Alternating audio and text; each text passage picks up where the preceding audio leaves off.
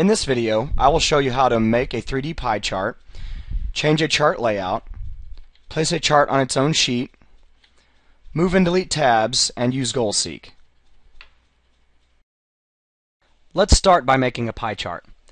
I'm using the same spreadsheet as the previous video. The only change I have made is I have unmerged the month cells in row 4. This will make it easier to create our pie chart. Creating a pie chart is as simple as selecting the data and labels and then clicking the pie chart button on the Insert tab. However, sometimes your data isn't in adjacent cells. By clicking and holding the Control button, you can select your data in non-adjacent cells. I'm going to make a pie chart that reflects the total number sold for each month for this first item, item number 696-33. I will start by clicking on cell B6, holding the Control button, then selecting the rest of the total number sold cells for each month in row 6. Notice how each cell I select turns blue. Now I will click the months individually, continuing to hold the Control button.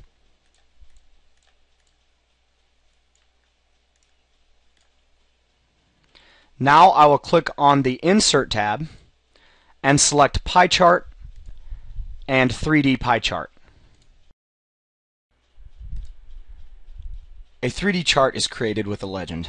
Notice the 3 new ribbons at the top of the page. I want to change my chart layout so that the month names are around the pie. Simply click the first chart layout under the Chart Layouts grouping on this new Chart Tools design ribbon. Now I want to move my chart to its own sheet. I will click the Move Chart Location button, select New Sheet, and I will name it item number 696-33.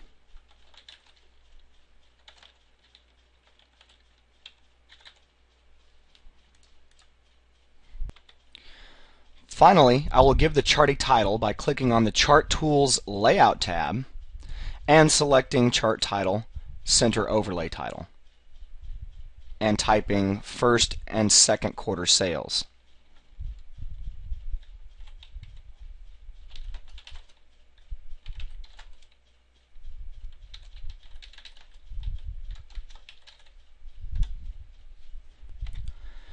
Notice my pie chart is on its own tab. I will rename Sheet 1 by right-clicking on the tab and typing sales figures.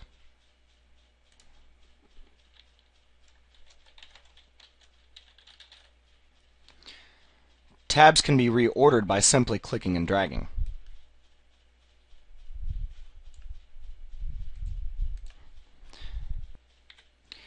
Now I will delete Sheet 2 and Sheet 3, which are empty, by right-clicking and choosing Delete.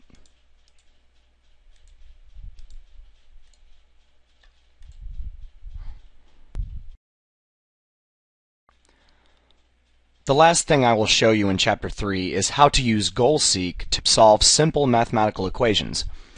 I have created a total sales row and placed the sum function in it to calculate the total number of items sold for that month. I have also frozen the panes for row 5 and above and column A. Let's say, for example, you want to know how many more of item number 459-15 need to be sold in order for total sales in the month of February to reach 87,000 units. GoalSeek and Excel can solve any mathematical equation with one variable.